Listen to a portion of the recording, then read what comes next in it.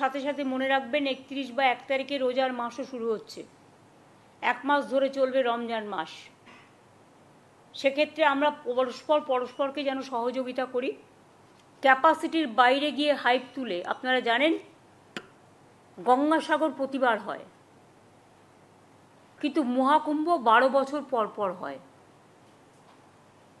যেমন জগন্নাথ দেবের পুরীর মন্দিরের যে নিম কাঠের ঠাকুর হয়, তাদের অনেক নিয়মকানুন আছে, এবং আমি যতদূর জানি এটা হতে পারে, আমি সম্ভবত বলছি, 12 বছর পর পর সে নিম কাঠের মূর্তি চেঞ্জ করে পুরীর সিস্টেম অনুযায়ী দৈত্যপতিরা। এক একটা জায়গায় এক এক রকম নিয়ম আছে। কাজে যারা বলছেন 144 বছর পরে হচ্ছে, 2014তেও হয়েছে।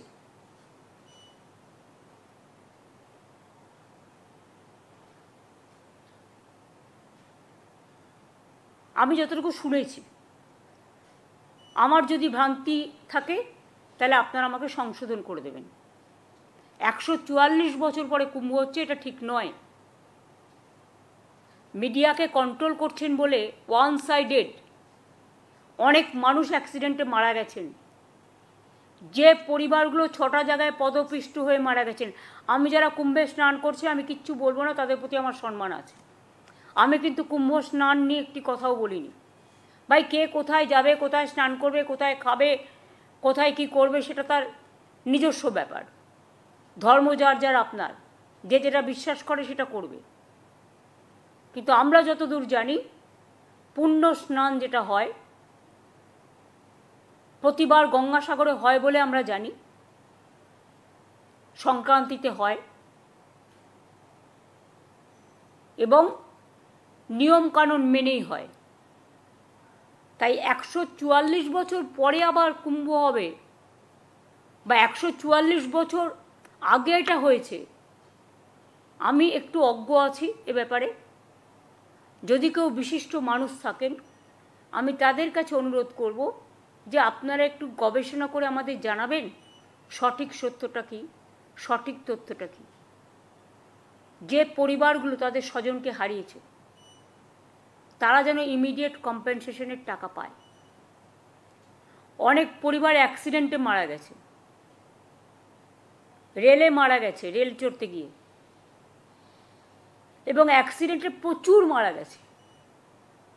তারাও যেন কম্পেনসেশনের আওতায় আসে। তার কারণ, আমি যদি কোনো বিয়েবাড়ির ব্যবস্থা করি, আমাকে দেখতে হবে খাবার দাবার দায়িত্বটাও আমাকে একটু এক্সট্রা রাখতে হয়। 400 লোককে নিমন্ত্রণ করলে 500 লোকের ব্যবস্থা রাখতে হয়। এটা হচ্ছে সিস্টেম। সুতরাং আমার এটা দাবি থাকবে উত্তরপ্রদেশ সরকারের কাছে, যোগী সাহেব আমাকে যতই গালাগালি দিন তাতে আমার ফোসকা পড়বে না। অ্যাজ এ চিফ মিনিস্টার আমার নিশ্চয়ই শ্রদ্ধা আছে। আর আপনারা যখন টাকা অ্যানাউন্স করেছেন, আমি মনে করি পরিবারগুলোকে সেটা ইমিডিয়েট দিয়ে দেওয়া উচিত। রমজান কি, কবে থেকে, সেই সব বিষয়ে জানেন রাজ্যের মুখ্যমন্ত্রী, কিন্তু মহাকুম্ভ কি, কেন 144 বছর বলা হচ্ছে সেটা জানেন না। প্রিয় দর্শক, আমি শফিকুল ইসলাম এবং আপনারা দেখছেন আরামবাগ টিভি। আজকে নবান্নে বসে এই প্রেস মিট করেছেন মুখ্যমন্ত্রী, এবং যা যা বলেছেন তার মধ্যে কুম্ভ মেলা, ধর্ম, পুজো, এইসব নিয়েও অনেক কথা বলেছেন। এখান থেকে পরিষ্কার যে উনি কতটা ছটকাচ্ছেন এখান থেকে পরিষ্কার। আর পাল্টিও খাচ্ছেন, বলছেন যে আমি তো মহাকুম্ভকে নিয়ে কিছু বলিনি, আমি তো যেটা ওই অ্যাক্সিডেন্ট হয়েছে, দুর্ঘটনা, সেই সব নিয়ে বলেছি। কেউ ওখানে স্নান করতে যাবেন না যাবেন ওইসব নিয়ে তো কিছু বলিনি। পুরো পাল্টি। উনি কি বলেছিলেন? উনি কি অ্যাক্সিডেন্ট ইনসিডেন্ট যে ঘটনা ঘটেছে শুধু স্পেসিফিক ওই কথাটা, মানে ওই বিষয়কে উল্লেখ করে বলেছিলেন, নাকি পুরো মহাকুম্ভকে একটা দেগে দিয়েছিলেন? কি বলেছিলেন দর্শক? আজকে বলছেন আমি ওইরকম কিছু বলিনি, আপনাদেরকে শোনাই। আজকে এইরকম বলছেন যে আমি তো ওই রকম কিছু বলিনি, কে কোথায় স্নান করবেন আর করবেন। তো আপনি তাহলে কেন ওই শব্দবন্ধগুলো বলেছিলেন? আপনি কেন তাহলে ওই শব্দবন্ধগুলো বলেছিলেন যেগুলো খুবই আপত্তিকর? দর্শক আজকে আরো একবার শোনাই উনি ঠিক কি বলেছিলেন রাজ্যের বিধানসভাতে। বললাম ওটা এখন মৃত্যু কুম্ভ হয়ে গেছে, মৃত্যু কুম্ভ হয়ে গেছে। মহাকুম্ভ আমি নাইবা বললাম, ওটা এখন মৃত্যু কুম্ভ হয়ে গেছে, মৃত্যু কুম্ভ হয়ে গেছে, মৃত্যু কুম্ভ হয়ে গেছে, মৃত্যু কূপের মতো, মৃত্যু কূপের মতো, মৃত্যু কূপের মতো। এইসব বলেছিলেন, মানে মৃত্যু কুম্ভ। উনি বলেননি যে যে দুর্ঘটনা ঘটেছে সেটা মৃত্যুর ব্যাপার অমুক তমুক। ওই মানে মহাকুম্ভ থেকে দুর্ঘটনাকে আলাদা করে উনি কিন্তু বলেননি। উনি কিন্তু ডিরেক্টলি মহাকুম্ভকে বলেছিলেন যে মৃত্যু কুম্ভ, এবং তার থেকেও খুব খারাপ একটা শব্দ মৃত্যু কূপ, মৃত্যু কূপ। এখন বলছেন আমি তো এরকম কিছু বলিনি, আমার কথাকে ভুলভাল সব ব্যাখ্যা দেওয়া হচ্ছে। আরে আপনি এখন পাল্টি খাচ্ছেন, আপনি কি বলেছেন কি মানে কি বলতে চেয়েছেন কি সেসব জানি না, যে যে কথা মুখ দিয়ে বেরিয়ে এসছে তাতে কিন্তু মহাকুম্ভকেই অসম্মান করা। সেই জন্য গোটা দেশ বিদেশে একটা মানে রিয়াকশন আসতে শুরু করেছে আপনার মন্তব্যে। এখন বলছেন আমি তো এরকম কিছু বলিনি। ঠিক সুযোগ পেলেই পাল্টি, সুযোগ পেলেই পাল্টি, দেখবেন বলে দেবেন আর সুযোগ পেলে পাল্টি। তবুও স্বীকার করবেন না, তবুও স্বীকার করবেন না যে আমি ভুল বলেছি, সেটা বলবেন না। অদ্ভুত মুখ্যমন্ত্রী আমাদের রাজ্যের। 144 বছর পর কি উনি নাকি জানেন না, বোঝেন না, ওনাকে নাকি বুঝিয়ে যদি কেউ দেন কোনো বিশেষজ্ঞ, সেটাও উনি আহ্বান করছেন। 144 বছরে উনি বলছেন যে আমি যতটা জানি 12 বছর ছাড়া মহাকুম্ভ হয়। 12 বছর ছাড়া মহাকুম্ভ হয়, 12 বছর ছাড়া কুম্ভ মেলা হয়, কুম্ভ মেলা। আর এটা হচ্ছে মহাকুম্ভ।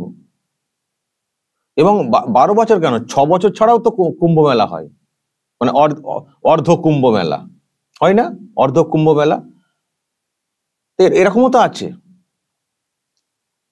আমি আর এর বেশি জানি না, আরো এর থেকে কমে আরো অল্প সময়ের জন্য হয় কিনা আমি বলতে পারবো না। তো মানে অর্ধ কুম্ভটা জানি 6 বছরে, 12 বছরে পূর্ণ কুম্ভ, 12 বছরে পূর্ণ কুম্ভ। আর এটা হচ্ছে মহাকুম্ভ, মানে 12টা পূর্ণ কুম্ভ, মানে এটা এটা একটা সাইকেল কমপ্লিট হচ্ছে, একটা চক্র কমপ্লিট হচ্ছে, 12টা পূর্ণ কুম্ভ। সেই জন্য হচ্ছে 12 12 144। এই জন্য 12টা পূর্ণ কুম্ভের একটা চক্রের একটা মানে সমাপ্তি ঘটছে আর কি, মানে হিসেবে পুরাণ মতে ইত্যাদিতে। সেই জন্য 144 বছর, মানে 12 বছর ছাড়া তো কুম্ভ মেলা হয়, তো প্রত্যেক 12 বছর অন্তর তো কুম্ভ মেলা তো হয়। 2014 কথা বলছেন, 2025,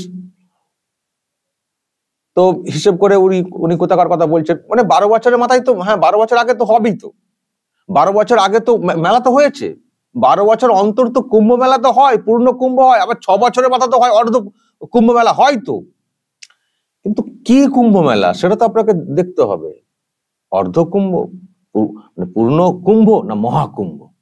এটা হচ্ছে মহাকুম্ভ, সেই জন্যই তো 144 বছর পর বলা হচ্ছে পূর্ণ কুম্ভ কুম্ভ মেলা, মহাকুম্ভ কুম্ভ মেলা, অর্ধকুম্ভ কুম্ভ মেলা, সবই কুম্ভ মেলা, কিন্তু প্রকার ভেদ আছে, সময় অন্তরে প্রকার ভেদ আছে। আর এই যে 144 বছর, এটা হচ্ছে 12টা কুম্ভ মেলার একটা সাইকেল কমপ্লিট হচ্ছে। এবং আবার অন্য ব্যাখ্যাও শুনছিলাম যে এই সময়ে চন্দ্র, সূর্য, বৃহস্পতি, শনি এক সারিতে আসবে, যেটা আবার 144 বছর পরে আসবে, এটাও শুনছিলাম, ব্যাখ্যা ছিল। ব্যাখ্যা আছে, কিছু না কিছু ব্যাখ্যা তো আছেই, আছেই তো, পৌরাণিক কাহিনী আছে। আপনারা জানেন যে এই কুম্ভ মেলা কেন হয়, সেই দেবতা অসুরের লড়াই, অমৃতের কলসি, সেটা নিয়ে স্বর্গে যাওয়া, যেতে যেতে ছিটকে পড়ে যাওয়া, যেখানে যেখানে ছিটকে পড়েছে, তার মধ্যে প্রয়াগরাজ, সেখানে মেলা হওয়া, তারপরে ওইটা নিয়ে যেতে লেগেছিল 12 বছর, সেই জন্য 12 বছর অন্তর, এসব কাহিনী আছে না, আমি বেশি কিছু জানি না, আছে তো। তো এই আর কি, কাহিনী তো অনেক কিছুই আছে। এটাও দর্শক আমার মনে হচ্ছে এটাও এক ধরনের অসম্মান করে দিলেন মহাকুম্ভকে। এই যে ছোট করা, এই যে ভুল উনি জানেন না তো বলতে গেছেন কেন? আপনি যখন জানেন না, আমাকে একটু জেনে বলবেন তো, যারা তো আপনি জানেন না বলছেন কেন? আপনি জানেন না কিন্তু একটা ধারণা মানুষের মনের মধ্যে ভুল ধরিয়ে দিচ্ছেন, মানে একটা কিছু ছড়িয়ে দিচ্ছেন আপনি। ধর্মীয় বিশ্বাস এতটাই সেন্সিটিভ, এগুলো উল্টোপাল্টা বলা ঠিক না। যদি জানি তো ভালো বলবো, না জানলে বলবো না। এই যে আপনি বলছেন গবেষণা করে বলবেন, তো তখন আপনাকে প্রেস মিটে বলতে হবে কেন? তাহলে আপনার তো কত গবেষণা করার টিম আছে, তো কত আছেন না, সব গবেষণা করে আপনাকে দেন।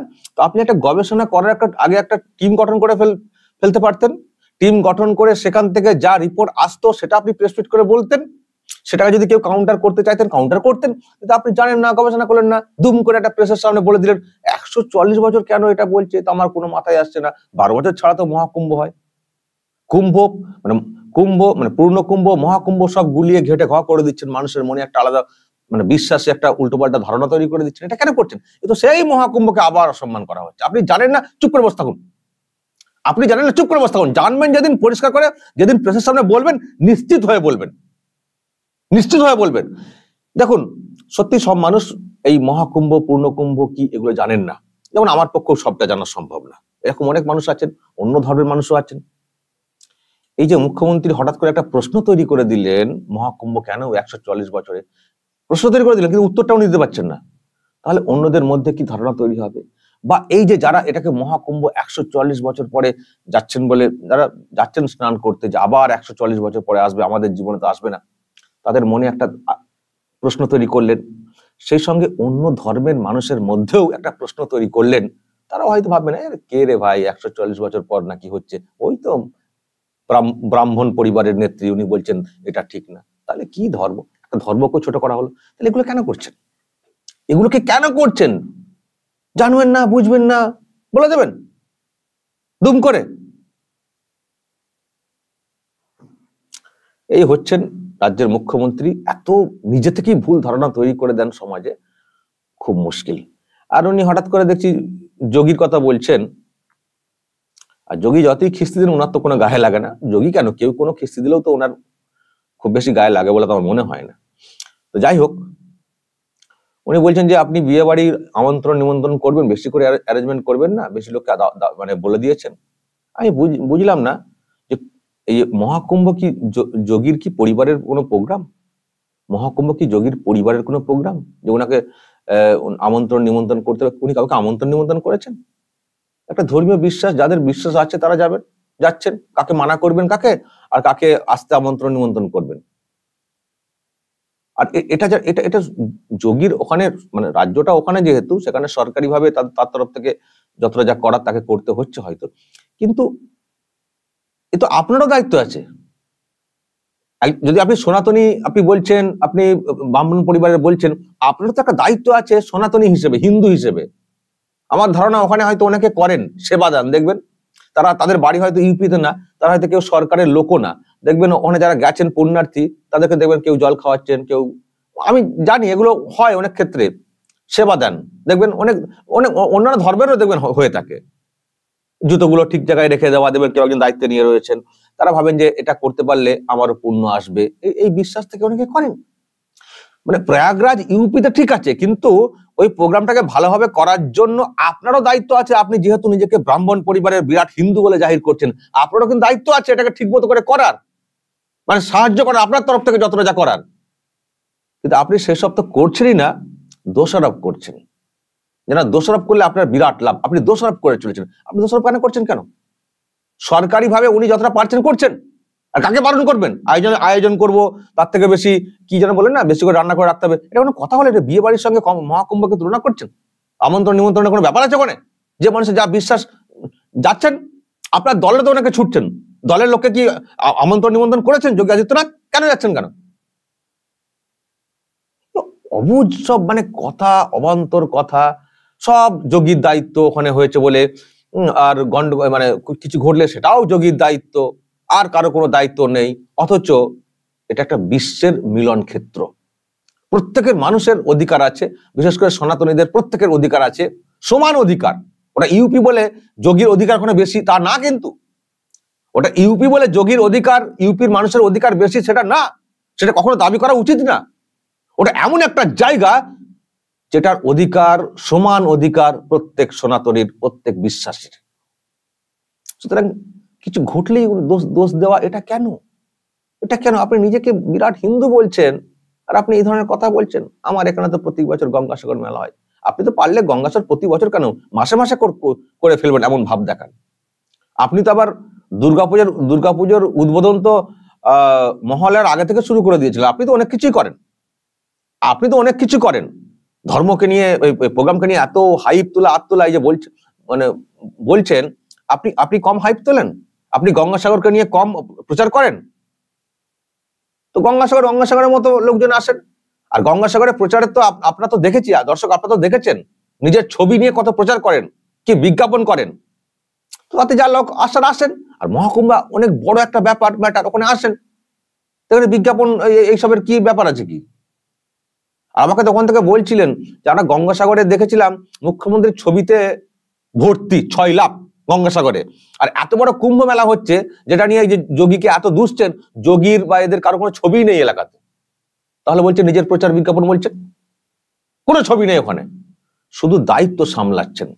যারা সনাতন ধর্মে বিশ্বাসী তাদের যতটা পেরেছেন তারা সাহায্য সহযোগিতা করে চলেছেন। এই তো এত মানুষ, কোটি কোটি, কত 60 কোটি নাকি মানুষ ওখানে ইতিমধ্যেই ডুব দিয়েছেন। কম কথা, এত মানুষ যাচ্ছেন, অনেক কিছু পরিষ্কার পরিচ্ছন্ন করে রাখা, এত মানুষ ওখানে যাতায়াত, পানীয় জল, ছেলে খেলা কথা। গঙ্গাসাগরের সঙ্গে তুলনা করছেন। গঙ্গাসাগরকে আমরা ছোট বড় ওইসব ভাবছি না, কিন্তু এই যে একটা তুলনা করে জনসমাগম ইত্যাদি তুলনা করছেন, এটা কেন করছেন? দর্শক বলবেন, একটু বুঝিয়ে দেবেন তো মহাকুম্ভটা কি? আমি তো খুব বেশি জানি না, ওই জন্য বেশি বুঝাতে পারলাম না। একটু বুঝিয়ে দেবেন তো কমেন্টে। বলুন আপনারা, যা বলার বলবেন কমেন্ট বক্সে। নজর রাখবেন আরামবাগ টিভিতে।